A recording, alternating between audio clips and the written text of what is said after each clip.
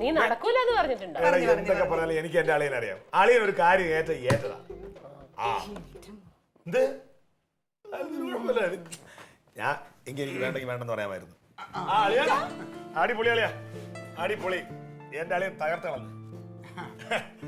ജോലി റാങ്ക് ലിസ്റ്റിലുണ്ട് വെച്ച് വെള്ളം കൂടെ അളിയന് 43ാമത്തെ റാങ്ക് എന്നല്ലേ പറഞ്ഞേ? 36. 36. ആ ചില്ലറ കാര്യമോ? 50 പേരുടെ ഉള്ളിൽ വന്നു കഴിഞ്ഞാൽ ജോലി ഉറപ്പാ. സത്യം പറഞ്ഞിട്ടല്ലോ വേണക്കൂട്ടനെ കണ്ണ് കളഞ്ഞു. ആദ്യം വിളിച്ചപ്പോൾ ഞാൻ പറഞ്ഞു പറ്റില്ലെന്ന് പറഞ്ഞു. പക്ഷെ സത്യം പറഞ്ഞ എവളാണ് എൻ്റെ അടുത്ത് പറഞ്ഞത് ഒരു കാര്യം ചെയ്യും നമുക്ക് ക്ലീറ്റോട്ട് പറഞ്ഞു നോക്കാന്ന് പറഞ്ഞു. പക്ഷെ എൻ്റെ ആളെയും തകർത്ത് കളഞ്ഞു അല്ലേ? എപ്പോഴും പറയാറില്ല എന്തെങ്കിലും ക്ലീറ്റോന്റെ കഴിവിനെ പറ്റി. സ്റ്റാറായി. അപ്പോൾ എന്തായാലും നമുക്കൊരു സമയം പോകാൻ കിട്ടില്ല. അടുത്ത ഞായറാഴ്ച നോക്കാളിയാ സമയം കിട്ടുമെന്ന് അറിയില്ല. തിരക്കല്ലേ ഓരോരോ കാര്യങ്ങളുമായിട്ട്. 1 2 3 4 5 10,000 രൂപയുണ്ട്. പ്രസിഡന്റ് ഞാൻ 40 രൂപ കൊടുത്തോളൂ.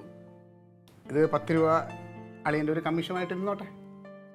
പിടിക്കേ പിടിക്കടേ ഇടേ നീ ഇത് വെക്കേ. അങ്ങനെ വേണ്ടേ? നമ്മള് 6 രൂപ ഇരിക്കട്ടെ. അതൊന്നും വേണ്ട, അതൊന്നും വേണ്ട, അതൊന്നും വേണ്ട. ഈ 10 രൂപ നീ വെച്ചോ. എനിക്ക് പ്രസിഡന്റ് വല്ലതും തരുമായിരിക്കും, തന്നില്ലെങ്കിലും ഞാൻ പൊരുത്തപ്പെടും. അങ്ങനെയുള്ള പ്രശ്നങ്ങളൊന്നും വേണ്ട. ക്ലീറ്റോ ഭയങ്കര ആദർശത്തിന്റെ ആളല്ലേ, അപ്പൊ അതുകൊണ്ട് ക്ലീറ്റോ അത് അതല്ലേ ഇത് ഇരിക്കട്ടെ. നിങ്ങൾ ഈ പറഞ്ഞ മാതിരി ഇപ്പൊ നിങ്ങൾ മെനക്കെട്ടോണ്ടാണല്ലോ ഇങ്ങനെ ഒരു സംഭവമൊക്കെ വന്ന് നമുക്ക്. എനിക്കിപ്പോ നീ ഇത് ചുമ്മാരി ഇപ്പൊ പ്രസിഡന്റ് ഞാനോട്ടല്ലേ ഇരിപ്പ് വശം ഒന്നുകൂടെ ഒന്ന് നല്ലതായി, അത്രയൊക്കെ ഉള്ളൂ. പ്രസിഡന്റ് സന്തോഷമാണ്, ഇരുന്നോട്ടെ. അയ്യോ എന്തായാലും ഒന്നുമില്ല, സന്തോഷമായല്ലോ. ലീറ്റസ് വിചാരിച്ച എന്തെങ്കിലുമൊക്കെ ചെയ്യാൻ പറ്റുമെന്നുള്ളത് കുടുംബത്തിനകത്ത് ഇപ്പോഴെങ്കിലും ഒന്ന്.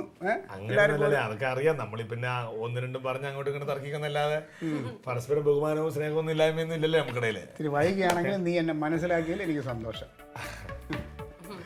കഴിക്കാനോ കുടിക്കാനോ എന്തെങ്കിലും ഒന്നും വേണ്ട. വൈകിട്ട് അതുണ്ട്.